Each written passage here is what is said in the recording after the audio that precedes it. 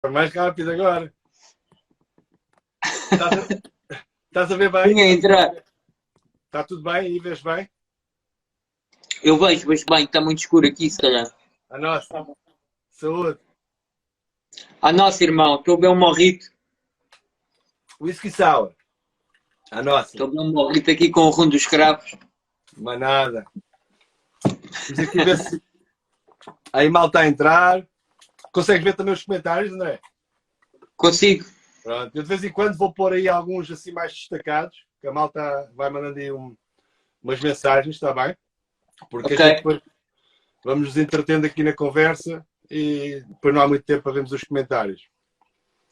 Vou esperar aqui mais um minutinho para a malta entrar. Ora boas, Nelson, Pelicano, Serra, João Gaitinha, diz que são duas loucas aqui. Diretamente da Holanda, Gaitinha. Eu estou a deitar. Ganda Nelson, Varanda, Walter, grande abraço para Angola. E a malta toda. Quem é que está aí da Angola? O Walter. O Walter está na Angola. Está, é verdade. Gosto Bem, daquilo, eu. gosta mesmo. Então, sejam bem-vindos a mais uma entrevista da Flair Bartenders de Portugal. Hoje temos como convidado o grande André Guerreiro, 7 vezes campeão nacional de Flair Bartending em Portugal, com uma história gigantesca a nível de Flair em Portugal. O André vai-vos deixar aqui com a história dele. E eu começo por perguntar-te, André, como é que tudo começou no bar? Antes de chegar ao Flair, como é que tudo começou no bar? Há quanto tempo e onde é que foi? Olha, um membro da minha família geria um restaurante italiano muito famoso, e ainda é hoje, em Lisboa. E eu ia muitos verões, ia lá. E passava as tardes no bar. Porque era a zona de recepção, não tinha lá barman nenhum, mas tinha lá um barzito. E eu passava as tardes no bar. E no verão organizava o armazém daquilo, que era grande. E isto, sei lá, isto foi há bué de tempo. Mas nunca pensei em fazer nada relacionado com bar. Entretanto, fui para a Inglaterra e comecei a servir pequenos almoços num hotel. Ia lá para jogar a bola, mas tive que trabalhar. E depois daí fui subindo por ali fora até conseguir chegar ao bar. Cheguei ao bar em menos de um ano, foi muito bom. O chefe de bares era um francês que tinha sido formado numa escola suíça e o gajo foi com a minha cara. Foi com a minha cara e eu tive a oportunidade de subir. Aquilo era o Washington Hotel em Curzon Street, numa das zonas mais ricas de Londres. Curzon Street é ali a menos de 1 quilómetro do Buckingham Palace. Okay. E assim foi. E estiveste lá quanto tempo nesse hotel, depois no bar? Tive 2 anos. 2 anos. E a seguir, nesses 2 anos? Sim, e depois eu lá tinha treinado um colega, que era o Ângelo, um iraniano, e quando eu venho a Portugal e volto para a Inglaterra, para o mesmo hotel, decidi sair do hotel, porque o hotel tinha sido comprado por uns indianos, e aquilo estava muito tenso, o ambiente. Então eu decidi sair. E liguei a esse amigo meu e ele disse-me que estava num bar, que eu tinha que ir ver o bar, que o bar era isto e que era aquilo, e eu fui lá ver o bar. Então o que é que era o bar? O bar era um bar com 8 stations enquadrado. Na altura nunca tinha visto nada tão bem equipado, e aliás hoje vejo poucos tão bem equipados quanto aquilo. Tinha uma adega com sei lá quantos barris, tinha imensas linhas de cerveja, porque no topo desse bar tinha um restaurante. E aquela adega dispensava cerveja para o bar e dispensava cerveja para o restaurante. E então o gajo era bar manager lá e eu decidi ficar por lá, porque achei que ali ia aprender-me bastantes coisas. Eu já tinha conhecido o Paulo Ramos em Vila Nova de Mil Fontes, em 99, quando vim de férias, e vinha assim meio variado. Quando cheguei lá e vi aquele equipamento todo, vi blenders à Milton Beach, eu também já tinha a Milton Beach no hotel, mas vi aquele aparato todo muito parecido com as stations do Paulo e disse, pá, se calhar o caminho é por aqui. E lá estava 2 bartenders de Flé, nem me lembro do nome deles, e pronto, e começou por aí. A cena do Flare começou por aí. E depois, então, tu estiveste em Inglaterra e quando é que voltas à Inglaterra? Em 99? Voltas de Inglaterra, certo? De férias. De férias, ok. E depois, tu voltaste outra vez à Inglaterra, mas em 2000 já Inglaterra, despedi-me do hotel, fui para aquele bar, que era o Henry's Café Bar, em Surrey, no sudoeste de Inglaterra, numa área que se chama Richmond, também muito, muito rica. Okay. E foi aquela. Era uma loucura. Só para teres uma noção, quando eu consegui entrar na estação mais forte, a estação mais forte era que estava virada para a porta, era a estação número 3. Quando eu consegui entrar na estação número 3 foi no ano novo. Fiz 7.500 libras no ano novo. Muitos coquetéis. Epá, nem por isso. Eram muitas premixes. E aquilo não pegava muitos drinks, porque as premixes eram más. Mas fazia-se uma coisa ou outra. Mas era mais long drinks.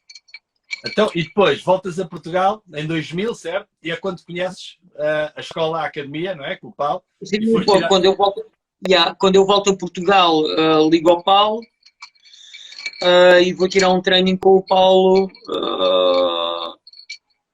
Logo foi o segundo training. Na escola de Lumiar ainda, na escola antiga de Lumiar. Exatamente. E aí foi muito... Foi fixe. Foi muito fixe. E a partir daí, Flare nunca mais largaste, certo? Até hoje. Nunca mais larguei. Foi muito fixe porque o Paulo, eu digo isto a muitas pessoas, eu digo que se não fazes um training com o Paulo, não sabes o que é que estás a perder, porque o gajo fala com um entusiasmo e com uma emoção e uma verdade daquilo que é realmente impressionante. E vale a pena ir lá, mesmo que tenhas 300 anos, vale a pena ir lá e tirar um training com ele, porque realmente ele tem um power enorme. É muito fixe ouvi-lo falar. E pronto, entretanto, tu tiraste esse treino com o Paulo, não é? E continuaste logo a treinar todos os dias, não é? E entretanto, tens a primeira competição cá em Portugal da Havana Clube, certo? No final do ano 2000. Tenho, sim senhora, a primeira competição. Aquilo passou a correr, eu não me lembro quantos minutos é que eram, mas lembro-me que foi muito rápido. Essas e muitas outras a seguir essas, mas aquilo estávamos de tal maneira nervosos que aquilo passou a voar. E dessa vez, tornaste-te a primeira vez campeão nacional pela Havana Clube e no ano a seguir foste a Cuba representar Portugal. Com o Paulo Ramos. Conta-nos lá essa história em Cuba que a malta não sabe. Epá, olha, então aquilo para mim foi tudo paraquedas, né? Eu tinha acabado de entrar no filme de bar, sabia lá eu que ia representar Portugal ao Campeonato do Mundo, que paraquedas. Agora vamos a Cuba! Vamos a Cuba, então bora, vamos a Cuba! Vamos a Cuba! Chega a casa, mãe, vou a Cuba! Vais a Cuba como e não sei o quê. Ganha para aí uma coisa, vou a Cuba! Então, Cuba! Cuba que agarrava lá e treinava lá no parque, de manhã à noite, mãe do céu, com as garrafas de fazão e de moscatel e o que havia que a tasca me dispensava. Zero de YouTube, lá e eu. Fomos a Cuba. Bem, nós chegámos ao hotel, chegámos ao hotel, fomos recebidos, welcome drink, não sei o quê, tudo era louco, com um ambiente cubano muito fixe. Então entramos lá pelo hotel acima, chegámos ao quarto, preparámos para ir ao jantar de gala. Então estávamos no quarto, íamos a sair do quarto, e o Paulo olha para mim e diz-me assim: quais é que são os truques de magia que tu vais levar? E eu olho para ele. Então, eu vou levar os meus truques de magia. E ele diz assim: não, mostra-me os truques de magia porque a gente não vai levar os mesmos truques. Tu levas os teus, eu levo os meus, mas os truques não vão ser iguais. Porque aquilo para o Paulo tudo era um show, estás a ver? Exatamente. Yeah. E então, assim foi. Lá decidimos os truques, que um ia levar e o outro ia levar, e fomos ao jantar. Pá, depois entramos para em blackout não sei quando, e voltamos para o hotel. E no dia a seguir fomos visitar a Floridita. Yeah.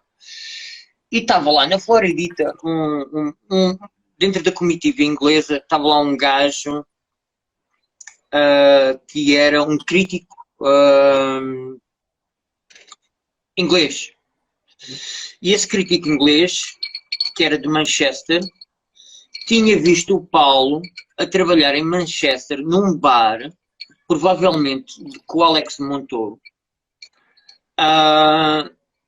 E o gajo disse-me, eu sabia lá quem que era o Paulo Ramos, né? Eu estava ali, comprei tudo o que ele me disse, né? Comprei tudo o que o Paulo disse. O Paulo disse: os gajos na América, quando tu estás a dormir, os gajos estão a treinar. Então, tipo, se os gajos estão a treinar quando eu estou a dormir, eu tenho que dormir menos, né? E então, assim era, eu comprei tudo o que ele disse. E o gajo disse-me: aquele é o teu coach. Eu disse: aquele é o meu coach. Assim, porque você conhece? Conhece. E então? E ele disse: então, só tenho uma palavra para defini-lo. E eu: qual? E o gajo: inspirador. E foi assim. Nesse dia que fomos da Floridita, acabámos a fazer daiquiris dentro do bar da Floridita, eu e o Paulo. Lá com os cantineiros. Foi muito fixe. E depois devemos ter entrado em blackout outra vez, por causa dos daiquiris, que eram imensos, e os morritos. Sinceramente, eu nem me lembro bem, porque eu fui 2 vezes a Cuba. Eu nem me lembro bem se foi da primeira vez ou se foi da segunda vez que nós fomos a Matanzas cortar cana do açúcar. Eu acho que foi da primeira. Assim, eu sei que da segunda tu não foste com o Paulo. Foste sozinho, a gente trabalhava juntos quando tu foste para lá. Fui com a comitiva da Havana. Da Havana. E então, aquilo tinha um comboio, e dentro do comboio os gajos montaram bares para fazer morritos e cubas livres. Então, não sei se estás a ver uma viagem de 1 hora e tal, dentro de um comboio, com aquela gente toda maluca, e pronto, era isso, né? Aquilo era beber, visitar, curar no caminho, estás a ver? E depois beber outra vez. Depois a competição.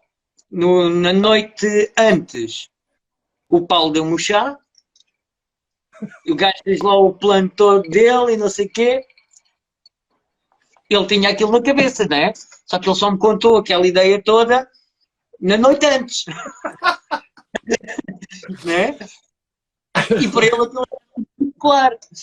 Está bem.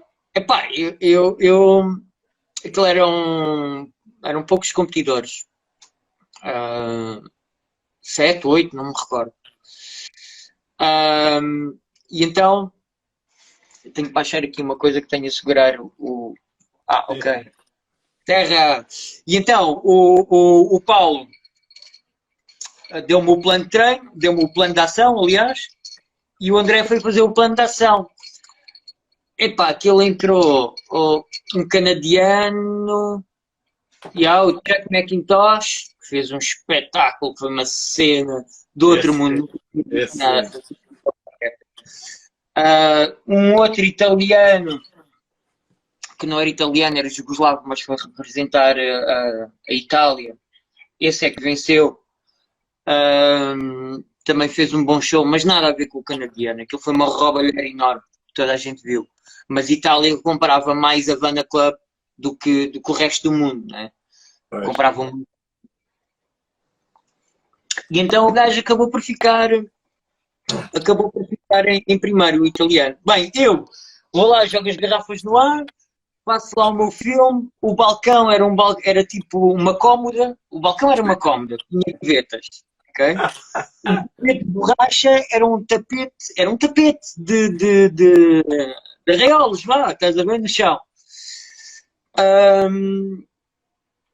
Epá, e pronto, eu vou lá e jogo aquela porra toda ao ar e no meio da adrenalina toda, mesmo quase no fim, dá-me um vibe com a adrenalina e eu assim, agora vou-me pendurar em cima desta porra toda, pendurar em cima do balcão, e os copos estavam em cima de garrafas da Havana, epá, e aquilo tremeu tudo e os copos caíram todos.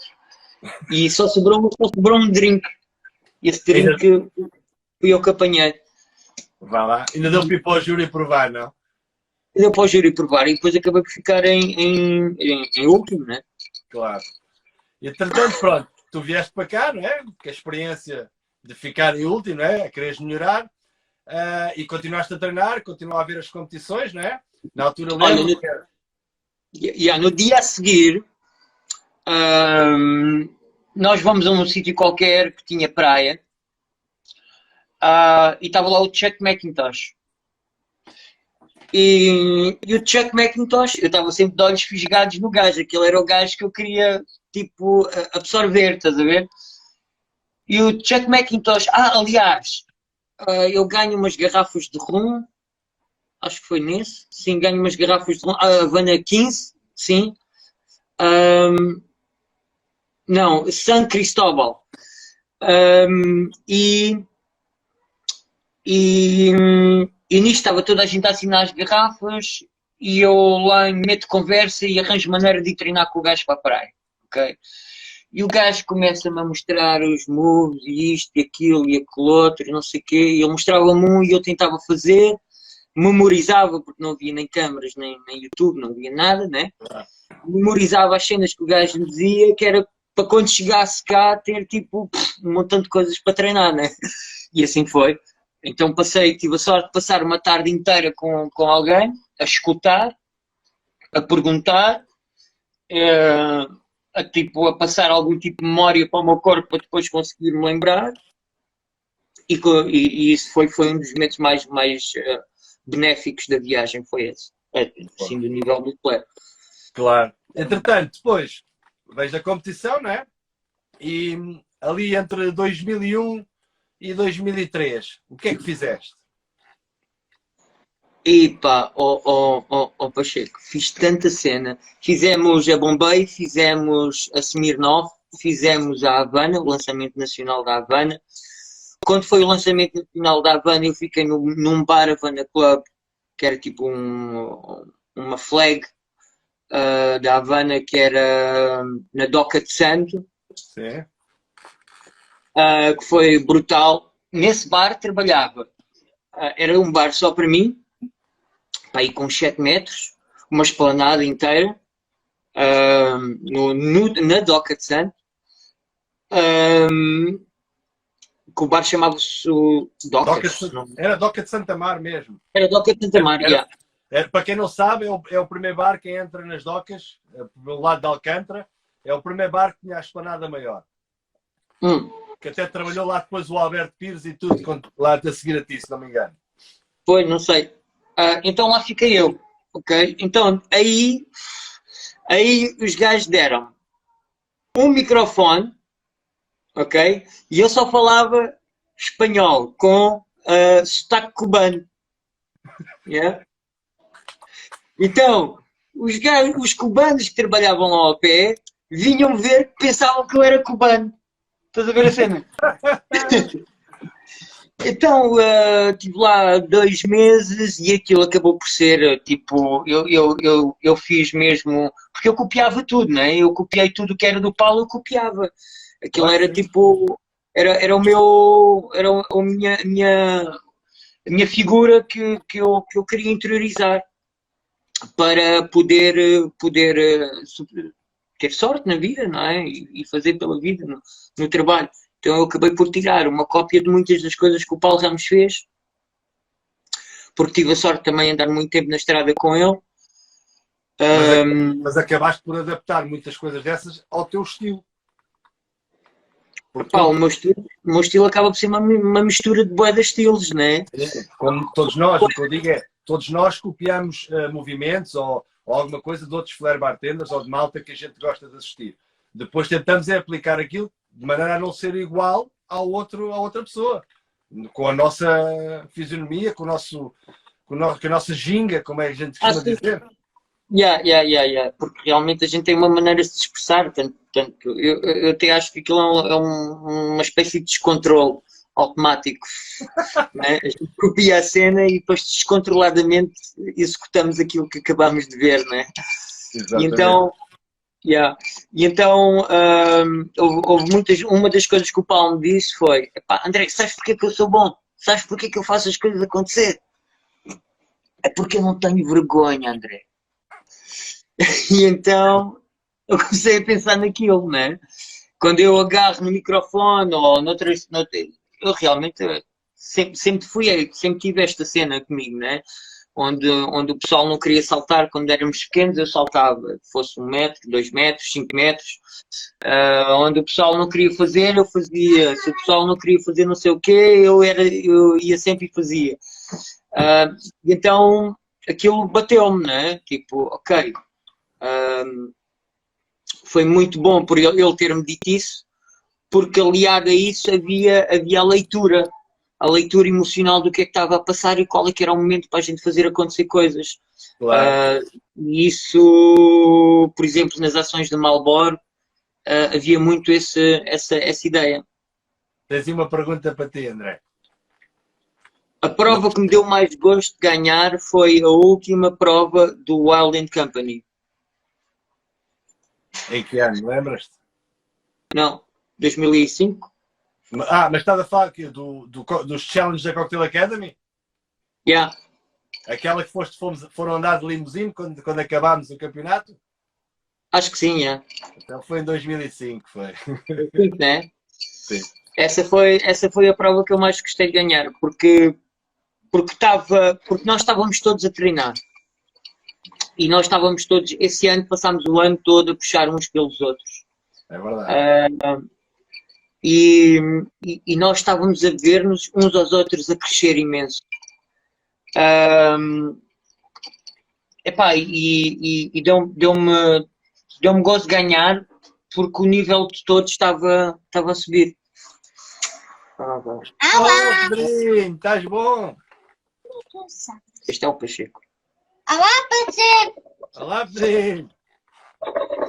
E então essa deu-me gozo, não só pela cena de ganhar, deu-me gozo porque estávamos todos a crescer e estávamos todos num caminho muito bom até realmente quererem destruir ali a equipa que a gente tinha no Wild & Company. Continuando, a gente já vai voltar às competições. Entretanto, fartaste de fazer ações e foste em 2003 para Valdelobo, certo? 2003. Foste abrir um bar mais o curro, certo? Já estava aberto. Nós íamos lá para fazer a festa. Era o Palm Terrace. Exatamente. Fizemos o Palm Terrace. Foi um filme muito grande. Foi divertido, conhecemos muitas pessoas porreiras, clientes, mas foi um filme muito pesado. Entretanto, no ano a seguir, abre o Gecko.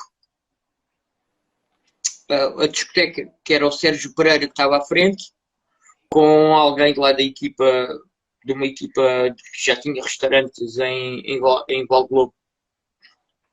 E abrimos a discoteca o Gecko Club, se não me engano. Exato. Foi montado pelo Paulo. Que era mesmo ao lado Era ao lado do Paulo? Era por baixo do Palm Terrace. Era por baixo do Palm Terrace. Aliás, o Palm Terrace acho que nesse ano já estava fechado. Já, porque foi tudo até 2003, Porque no final de 2003, é onde eu ia chegar agora, tu vais ter comigo ao Wild. Yeah. Exatamente, tu ainda yeah. Olha, mas esqueceste de uma cena, esqueceste que em 2000 abre o TGI Fridays. Tu é que 2001. Perguntei-te. 2001, mano. 2001 abriu o TGI Fridays. 2001. Foi uma loucura. Foram um mês de training antes daquilo abrir. Yeah? Nesse mês de training, epá, eu estava obcecado com aquela informação. Então, quando começaram os trainings, eu tive 98% tipo, em todas as matérias, porque eu estudava que nem um louco. Aquilo havia testes no dia a seguir, os gajos davam-te o dia antes. Olha, amanhã sai 20 drinks. Depois no dia a seguir davam-te mais 20 drinks que iam sair. E eu estudava aquela porra toda, mas estudava mesmo passado, meu. Eu queria mesmo assimilar aquela merda e ficar no top daquilo. E consegui realmente estudar aquilo tudo. E a experiência no TGI Fridays, como é que foi? Epá, pois aquilo, sabes, aquilo pertencia à Ibersol, os gajos queriam pagar muito pouco, era muito, muito difícil subsistir subsistir com aquele vencimento, eram 100 contos na altura, acho, e nós éramos os mais bem pagos, eu e o Curro. Epá, e foi giro porque conhecemos muitas pessoas engraçadas e eles também tinham um perfil de contratação que era só loucos. Claro. E então foi bom nesse aspecto. Antes disso abriu uma discoteca do Brito na Quinta do Lago, no ano antes, onde eu e o Nuno vamos, e foi aí que eu conheci o Nuno Curro e o Brito, o DJ Brito. Que meteu no primeiro fim de semana 5.000 e tal pessoas. No dia da abertura meteu 5.000 e tal pessoas, não foi no fim de semana. Porque no segundo dia meteu 7.000. Não sei se estás a ver a cena. Então aí é que nós nos conhecemos. Conhecemos-te num bar onde trabalhávamos imenso. Para terem a noção, algumas pessoas que se queixam das aberturas, nós quando entramos naquela discoteca que ia abrir naquele dia à noite, ainda estava um gajo a pintar o nosso bar, estavam retroescavadoras dentro da discoteca, gajos a meterem carpetes de relva. Yeah. Pensava que aquilo não ia abrir, mas abriu. E o Paulo Ramos esteve lá na abertura e pronto, fez um brilharete. Então, Fridays, e no meio disso tudo havia sempre ações, bombeiros, coisas, no meio sempre a trabalhar, tipo, não paravas quase nunca, porque estavas sempre a andar. Depois, entretanto, tens o convite aqui da minha parte para vir ter comigo ao Wild. Depois vamos para o Wild & Co. Eu entro no dia de Halloween, se não estou em erro. Foi no dia, mais ou menos, sim. Ou no dia a seguir. Sim, foi outubro, novembro, mais ou menos, sim. Foi final 31. Foi 31, eu tenho esta data aqui em cima, eu não sou muito de memorizar datas, mas... Sim, é. Yeah. E aí começou a guerra, né? Aí começou uma grande guerra, porque nós trabalhávamos muitas horas e depois ainda gozavam connosco ao microfone quando as coisas corriam mal. E eu comecei a entrar em choque com aquilo tudo e comecei a reivindicar menos horas de trabalho. E, aliás, eu despedi-me e depois aí é que consegui menos horas de trabalho, porque aleguei, e com verdade, que se eles queriam ter shows, tinham que disponibilizar tempo para treinar. Sim, mas essa altura tu despediste, por causa disso dos treinos, já foi um bocadinho mais tarde, porque a gente ainda fizemos ali o 2004 todo, tac-a-tac, lado a lado. Fizemos. A gente ia para lá à tarde treinar, fazíamos as preparações, íamos depois para casa jantar e só voltámos às 9 ou 10 para mandar tudo ao ar. Nós, enquanto os gerentes não se meteram, porque eles estavam todos a querer se meter, a querer tirar essa disponibilidade toda que tu tinhas. Foi a partir de 2005 que isso começou a acontecer. Toda a gente dava ordens para sobe agora, desce agora, vai fazer show, vai no... Foi aí que a gente entrou em choque com eles todos. E que acabámos todos por ir embora, né? Tu e o Pedrinho em 2005, eu depois também no final de 2005, depois voltámos e fomos, andámos sempre nisto até aquilo melhorar, né? Foi uma guerra muito grande. E muito triste porque nós tínhamos, no início estávamos completamente voltados para aquilo ser muito bom, não é? Mas acho que fizemos um trabalho excelente. Abrimos imensas portas a colegas por todo lado. Não só pelos shows que a gente tinha e pelo feedback que tínhamos do povo, que era imenso, estávamos sempre ao barrote. Aquela casa teve 7 anos ao barrote, de inverno também. Quartas-feiras cheias, quintas-feiras cheias, sextas-feiras cheias, sábado cheio, domingo assim, segunda assim. Nós dizíamos no verão que aquilo era sábado à noite todos os dias. Era uma loucura total. Olha, tenho aqui o Hugo a dizer, e o Lourissal? Sei lá onde é que é o Lourissal. Onde é que é o Lourissal? Eu lembro-me desse nome. O Hugo Silva disse aqui, e o Lourissal? O Hugo Silva está aí. Olha então, o Lourissal foi o sítio mais maluco de sempre. Nós fomos fazer uma viagem a uma discoteca e depois não nos quiseram pagar. Foi um filme. O Hugo Silva, lá com a sua maneira de interagir nessas dificuldades, conseguiu que a gente recebesse o cachê, parte do cachê. O gajo não me queria pagar a mim porque filmes, mas foi engraçado. Depois, entretanto, eram todas engraçadas. Temos aqui, há aqui outra pergunta também, e vai de encontro àquilo que eu te vou fazer, que é, nós depois, pronto, começámos a competir muito, lado a lado, treinávamos juntos muito, e há aqui uma pergunta que eu tenho do John Souza, que pergunta, quais os passos de preparação para uma competição de flare? Ou olha, pelo menos os básicos. Os básicos. Não sei qual é que é o nível, né? Tudo depende do nível que ele está, mas eu creio, no meu ponto de vista, que o principal é ter, dentro da tua música, se estás a começar, dentro da tua música, teres algum... Imagina o primeiro minuto, tu tens lá um marco na música, nem que seja uma troca de música, mas fixares um marco onde tu sabes que tens de trocar de rotina, não é? Porque tens uma garrafa shaker, tens 2 garrafas, 3, o que for, não é? E dentro dessas coisas todas que tu sabes, se não estás ainda, pode estar, não sei qual é que é a cena dele, mas imagina que nós não consegues ainda lidar, que é o que acontece com muitos mais novos, não consegues lidar com as emoções. Então, aquilo passa a correr e, para além de passar a correr, tens extrema dificuldade em passar para a segunda coisa, para a segunda rotina, ou sequer terminar a primeira como tu imaginaste no treino que ias fazer. E então tens de ter esses marcos de música,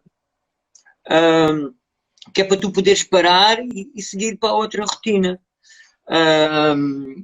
E contar sempre que se estás nessa ansiedade, que muito provavelmente tu vais ultrapassar o tempo. Então, aquilo que tu planeaste não vai bater certo. Então, convém ter marcos de música que é para tu cortares as coisas. Pois no nível mais avançado, convém teres toalhas. Eu não ponho toalhas. Já pus, mas hoje em dia não ponho porque estou a treinar outras coisas. Mas explica aí à malta, as toalhas é para quê? Eu sei para quê, mas... As toalhas é porque protege as garrafas, não é? De spills, e podes ter aquilo sempre mais seco, e quando tu vais tirar uma toalha, além de poderes criar um impacto com a música, se quiseres coordenar esse tirar a toalha com a música também podes, mas podes aproveitar e secar a mão. Secas a mão, jogas a toalha fora e vais agarrar nas garrafas com as mãos secas. Outras coisas que também podes fazer é continuamente estar a respirar. Isso é uma prática que tens que ir adquirindo no teu treino, porque Eu falo por experiência própria e no início esquecia-me de respirar. Aliás, eu puxava ar uma vez e aquilo ia até ao fim. Eu nem sequer me lembrava das provas. Olha essa prova que eu ganhei. Espera aí, que está a acontecer no acidente. Esta... Temos aqui uma crise em casa. Essa prova que eu ganhei em 2005, eu não me lembro da prova, do princípio ao fim. Não me lembrei da prova. E isso era uma constante, não me lembrar das provas. Mas pronto, acho que respondi à pergunta dele. Outra pergunta. Outra tenho eu aqui para ti. Como é que tu te preparas antes de um show? Respiro. Hoje, respiro. Hoje, respiro. Chega-te a respiração? Não treinas Não. nada antecipadamente? Óbvio que a rotina do show treina-se. Mas não treinas nada antes? Não há exercícios, não há nada? Faço Qigong, Tai Chi e respiração. A respiração eu utilizo um método que é um método holandês, que é o Wim Hof. Do gelo. Exatamente. E o Tai Chi, utilizo um Tai Chi de locomoção, simples, leve, e depois aplico força em cada um dos movimentos para fazer correr a circulação sanguínea em todo o corpo. Em união com a respiração, faz o sangue circular mais avidamente, porque a batida do coração acelera. Então ficas em mais domínio do teu corpo. Eu hoje, por exemplo, vou a provas, ou competições, ou shows, o que for, e não sou nada. E estou tranquilo. Então, a tua preparação... E o Qigong é só para amplificar o campo de energia. Ok. Tenho aqui o Romão. O Romão tem aqui uma pergunta. Roadhouse, como é que foi a experiência no Roadhouse? O Roadhouse, olha, foi muito giro. Então, eu entro no Roadhouse, sou o primeiro a... Desculpa, foste lá duas vezes, não foi? Mas foste lá duas vezes. Ok. Yeah. Eu entro no Roadhouse a primeira vez e sou o primeiro a competir. Aí os gajos olham para mim, eu meto lá o meu nome, os gajos vêm ter comigo, olha, a gente não te conhece lá nenhum, tu és o primeiro a competir. Eu, bem, sou o primeiro, 3 da tarde, joguei garrafas lá. Bem, a prova correu muito bem. O Pedro Guerreiro, não sei se é verdade ou não, mas o Pedro Guerreiro estava a dizer que 3 ou 4 gajos desistiram logo. Não competiram por causa dessa cena dos egos. E eu vou à final. E da final fiquei em 6º ou em 7º na altura. Foi bom. Da segunda vez não passei à final porque não meti 2 limas. Porque no meio da prova, isto para ir de encontro àquilo que o Coisa estava a dizer acerca de preparar a prova. Eu fiquei tão insatisfeito com a minha prova, no momento que estava a fazer a prova, que eu decido não acabar os drinks. Eu decido quase que abandonar o palco antes de meter 2 limas. E cada lima daquelas valia 80 pontos. Ok? Porque valia, estás a ver? Os gajos têm... Aquilo eram 2 vodkas Red Bull, mano. Então eu só tinha que meter a lima no vodka Red Bull e eu tinha passado. Afinal. E não passei. São pormenores que na competição a gente não pode falhar, não é? Às vezes um pequeno spill, uma pequena queda, uma falta de um ingrediente, chega para a gente não passar a uma final, não é? Sem dúvida. Eu ali também não estava a 100% psicologicamente e emocionalmente. E durante a prova encontrei um gajo que era o Sebastian Ogier. Eu reconheço. O Sebastian Ogier, que é muito famoso por causa ficou muito famoso por causa de um move. Famoso internacionalmente, ganhou o Roadhouse e tudo. E o move Vitor, é... Desculpa, o Vitor está aqui a dizer que é para contares a do Sebastian. Então o Sebastian Ogier, eu estava com o Pedro, estávamos ao balcão no Roadhouse e o gajo veio ter comigo e veio-me agradecer. Veio-me perguntar se eu não me lembrava dele. E eu disse, pá, não estou a ver quem tu és. E ele vira-se para mim e diz assim, hoje eu sou famoso por causa do move que tu me mostraste. Com o move que tu me ensinaste. Eu fiquei a olhar para ele. Mas lembras-te daquele move assim? Que era um move onde a garrafa sai a rodar assim, estás a ver? No teu dedo. que eu faço para aí umas 5 vezes, e ele também faz, e o Sebastian também faz. Mas o gajo ganha o Roadhouse por causa desse move. Esse move fui eu que lhe ensinei quando eu trabalhei no TGI Fridays em França. Aí, a ver lá.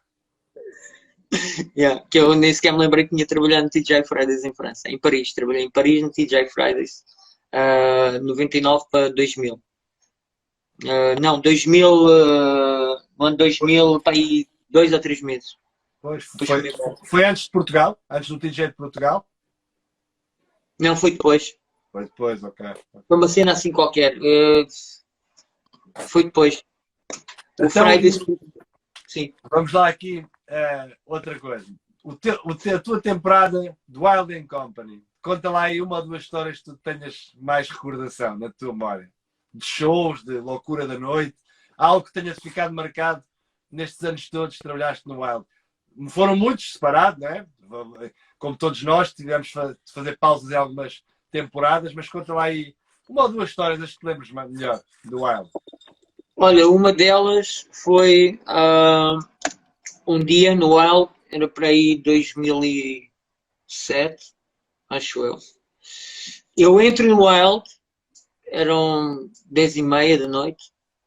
Eu entro no Wild, eu entro e as pessoas estão a bater palmas por eu ter entrado. E eu ali fiquei. Uou, uou. E outra foi subir em cima do balcão e sem fazer nada já estar tudo a bater palmas. Essa também foi tipo, aquilo mexeu comigo. E uma das histórias mais marcantes que eu tenho no Island Coast, não a mais marcantes de todas, são com os pais do Fred e do Carlos, que mexeram com a minha consciência pessoal. Os pais do Fred e do Carlos estavam preocupados com os miúdos, que os miúdos eram novos e estavam a estudar na escola e estavam preocupados com o futuro deles. E eles, seja lá por que motivo for, viram que viram em mim alguém que pudesse tipo ajudá-los de alguma forma a entrarem dentro de um caminho, estás a ver? De um caminho que fosse benéfico para eles. Sim, porque eles eram menores. Porque eles eram menores de idade, certo? Na altura. Eram. E aquilo mexeu muito comigo. Mexeu mesmo muito comigo. Mexeu muito porque eu comecei a avaliar tipo coisa que eram os meus valores, não é? E coisa que eram os meus comportamentos. Que por mais coisas boas que tenha feito a nível do Flare, não é? Havia muitas coisas que a gente fazia que não são coisas de bar, né? São coisas de bartender, né? Privadas. Mas foi muito. Nisso ainda fizemos a Red Bull, mano. Eu ia lá chegar também, a Red Bull. Podes contar aí a nós. A Red Bull foi em 2004, a primeira vez fui à Índia, fizemos 14 dias de tour com o Kiko, foi o Kiko que me convidou para ir à Índia, o Kiko conseguiu esse trabalho da Red Bull depois de ter feito um trabalho em Marrocos e acaba por conquistar uma série de operações mundiais da Red Bull no canal de bar, que ele chamou o Bartending Channel. A operação visava captar os corações dos bartenders nos diferentes outlets para que, no momento de escolha da bebida energética, eles preferissem escolher o Red Bull. A operação consistia em fazer academias de bar e shows. As academias de bar eram feitas de dia ou à tarde e os shows eram feitos pela noite dentro. Nós fizemos Mumbai, Chennai, Bangalore, Nova Delhi e Goa. E foi uma das cenas mais enriquecedoras a nível cultural, porque acabámos por fazer imensos países, Índia, Japão, Taiwan, Singapura, Oman, Emirados Árabes, Abu Dhabi, Dubai, que é dos Emirados, né? Foi extremamente enriquecedor. E nessas viagens foi aí que conhecemos o Tom Dyer em Taiwan em 2009, se não estou em erro. O Tom Dyer estava a fazer um bar que era o estranho, não eu lembro o nome do bar, que é o Barcode. Não, mentira, essa foi a segunda vez que encontramos o Tom Dyer. Eu ia te dizer isso. O Tom Dyer a gente conheceu no final de 2005 em Portugal, no primeiro curso que ele deu cá de Advanced Flare, na antiga escola do Paulo em Canessas. E ele depois ele foi júri da gente no design, lembras-te, em 2005, Exatamente. 2006. Exatamente. E depois vocês encontraram a ele lá fora nos tours da Red Bull. Então a gente conheceu o Tom Dyer em 2004 e qualquer coisa, ou 2005 e qualquer coisa, antes dessa prova, num bar em Taiwan, uma discoteca. O Tom Dyer foi a uma academia nossa, porque ele estava a liderar uma equipa lá. Foi contratado para liderar uma equipa lá. Era uma discoteca que era o Lux, ou que que era, lá em Taiwan. E da segunda vez é que foi o gajo, fomos lá e encontramos com ele em Taiwan, que engraçado. Tu vais dar uma volta a Taiwan e encontras o Tom Dyer. Ou que fosse lá quem fosse, não é? Mas o mundo é pequeno. O mundo é pequeno. E aqui, a nível de shows, tanto lá fora na Red Bull, como no Wild e nos sítios onde tu passaste, qual é que foi o teu pior show? Aquele que tu não te queres lembrar nunca? Olha, foi precisamente com o Kiko. em Oman. Foi em Oman. Caíram tantas coisas que eu queria desistir. Para te imaginar a gravidade da situação. Yeah. Mas caiu ou partiu? Caiu. Não partiu porque a gente não tínhamos desistido, mas conseguimos fazer o show. Foi muito difícil, mas conseguimos. Num bar que se chamou Safari. Ficou marcado. Ficou marcado esse show. Uma vez estávamos a fazer também uma cascata num show no Japão e a cascata partiu ao meio. Foi horrível. Estão-me aqui a perguntar também, e o show que fizeste em cima do Ferrari? Conta lá essa. Olha, esse show foi com o Fernando Moreira, que me contratou para trabalhar para a Ferrari. Fui a Barcelona e fui ao Mónaco. No Mónaco fui à Mix, que é a Mónaco International Fairing Club, é onde todas as marcas vão para apresentar as suas coisas antes de elas serem apresentadas, sei lá, desde a Rolex, até DJs. Então, estava lá a Bacardi, estava também lá o campeonato de Bacardi, o campeonato do mundo da Bacardi, foi a final, estava lá o Sebastião Geek, o júri era o Del Peixe, estava lá o Dário Doimo, estavam lá os cromos todos, o Tom Dyer. E então eu andava ali, primeiro ninguém me conhecia lá no stand, só o Fernando é que me conhecia porque tinha ido ver lá os shows do Wild. E de repente está lá o mundo todo do bar e o mundo todo do bar vem-me pedir cenas. Eu, por acaso, até levei um montão de material e toda a gente vem-me pedir coisas e eu, às tantas, eu conhecia bué da gente no Mónaco. Estava no Mónaco e conhecia um monte de gente. E eu estava ali à espera do meu momento, né? Que era o tal momento certo. Eu tinha momentinhos e e depois lá há um momento que eu sinto que aquilo era o momento certo de fazer um show. E vou fazer um show, ok? Então, quando eu vou fazer o show, está a passar o Príncipe Alberto do Mónaco. O gajo para no nosso stand e não estás bem a ver o que é tu conseguires parar o Alberto, o Príncipe Alberto do Mónaco, vai lá vai todas as feiras, não para em todos os stands, estás a ver? Então a gente para o Príncipe Alberto do Mónaco no nosso stand porque eu me lembrei de fazer um show. Então, então foi isso, faço o show em cima, faço um show no chão, não é? Às tantas eu olho para o gajo, para o dono da equipa da Ferrari e olho para ele e digo, vou subir em cima da cena. O gajo estava em altas porque tinha lá o Príncipe Alberto do Mónaco e quando ele percebe o meu sinal, o gajo disse, vai. Ele já não queria saber nada, estás a ver? E então, eu estou em cima da cena do Ferrari, faço cascata, faço isto, faço aquilo, faço aquilo outro, depois às tantas vou fazer a cena da colher de bar, e falho o último truque do show mas também não fez mal, toda a gente estava já a bater palmas. Em cima do Ferrari, o copo vai, cai, bate no Ferrari e faz lá uma amolga dela. E o gajo da Ferrari estava em altas e dizia, deixa estar, não faz mal. Os gajos depois arranjam. Não foi mal, isso custa 200 ou 300 mil, a gente depois arranja isso, não é? Aquilo era mais, mano, aquilo era de competição. E aí, já te arranja, ganha nisso. E aí, foi assim.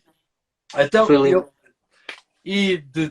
óbvio que tu já trabalhaste, ou pelo menos quase todos, nós já trabalhámos contigo, lado a lado, isto a nível de Flair, claro. Diz-me aí quem foi a pessoa que tu mais gostaste de trabalhar contigo. Eu não consigo eleger um, porque sinceramente eu gostei de trabalhar com todos. Conseguia dizer com quem menos gostei de trabalhar. Isso conseguia. Mas com quem eu mais gostei de trabalhar, olha, adorei trabalhar contigo. Adorei trabalhar contigo. Eu digo porque é que eu adorei trabalhar contigo? Porque tu, quando tu te focavas e quando tu estavas determinado, as coisas aconteciam em prol de todos. Nós também não estávamos a trabalhar num ambiente muito saudável, por isso não era fácil a gente estar sempre em altas. É verdade. E adorei trabalhar com o Curro, fizemos 2 anos de estrada.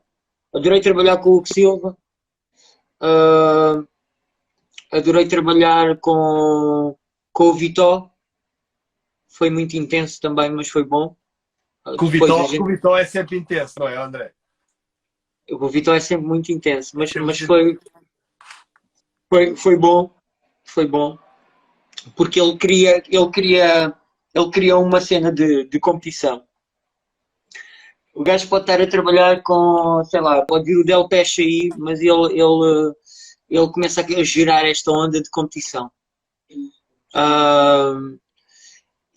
E essa onda de competição acaba por ser saudável, porque a gente começa a elevar o nível, a gente começa-se a puxar uns aos outros. E então foi muito bom por causa disso. Com o Curro, adorei porque o Curro mostrava-me a terra. Estou sempre a voar e ele foi-me mostrando como é que a gente vem à terra. Yeah.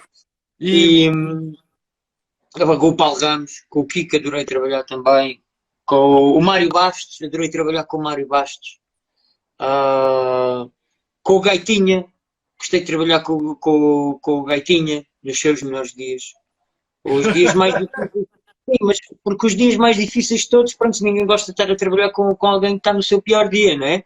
Mas quando tu conheces aquela parte boa das pessoas, quando essa parte boa vem ao de cima e se mantém ali durante uma série de tempo, para mim são essas as memórias que ficam, estás a ver? Claro que tipo, eu lembro-me disso, são dos bons momentos. Os piores momentos que eu tive em trabalho são sempre com proprietários. Pois. A malta que não consegue perceber a visão daquilo do bar, como trabalhar, não é? É tão simples, às vezes, de cada coisa. Os gerentes também, a cena do ego, do querer o protagonismo. Eu nunca quis protagonismo.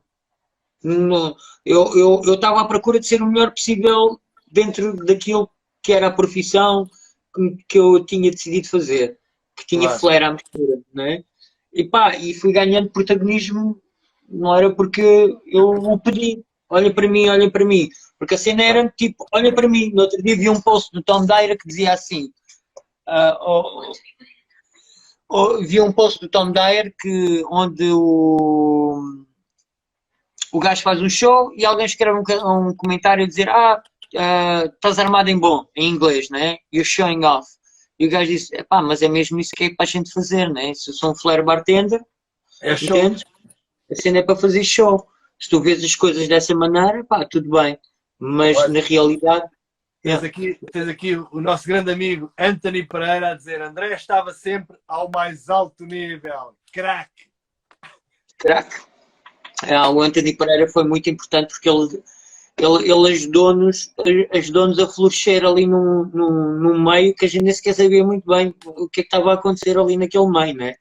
E ele, ao fim e ao cabo, acabou por nos apadrinhar, mesmo com as nossas maneiras de ver, que eram absolutamente distintas das dele, mas que se encontravam ali nos momentos dos shows.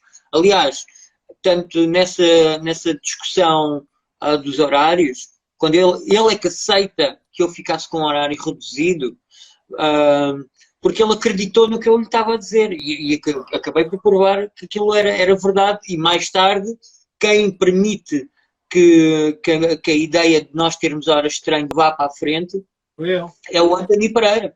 Claro que sim. Porque ele viu frutos naquilo que eu consegui desenvolver em mim, não é? E eu estava tipo ansioso que tu pudesses tipo, ter o tempo para tu desenvolveres, nem que fosse que tu tirasses as horas de treino para ir descansar, o que fosse, estás a ver? Claro. E eu estava ansioso, né? Porque só eu a crescer aquilo não tinha piada, né? Aquilo que tinha piada era se tu também crescesses e se o outro também crescesse, que era a Carla. Até o Barbeck já jogava garrafas ao ar, porra. O Luciano. Yeah. E o Pedro Guerreiro, olha, adorei trabalhar com o Pedro Guerreiro.